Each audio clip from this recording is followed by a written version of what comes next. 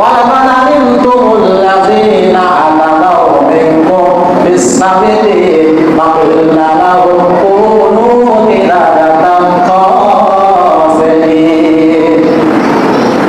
বনী ইসরাঈলের যুগে দাউদ আলাইহিস সালামের জামানাতে তার উম্মতেরা সাপ্তাহিক একদিন ইবাদতের দিন, পবিত্রতা থাকার দিন, কাউকে দিয়ে কাজ করানো যাবে না, কোনো মাছ ধরা যাবে না, সেদিন শুধু ইবাদত করবেন, আল্লাহর আদেশ।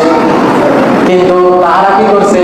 মাছ ধরে নাই, মাছগুলারে আটকায় রাখছে, সাল চতুরি করছে, আল্লাহর সাথে মোলাবাজি করছে। পরের দিন তারা মাছগুলা ধরছে, বললো যে আমরা তো শনিবারে ধরি না, কিন্তু শনিবারে ধরছে, আটকায় রাখছে না। তাদের মধ্যে কিছু মানুষ আল্লাহর উপরে পরিপূর্ণ ঈমানদার বিশ্বাসী ছিল,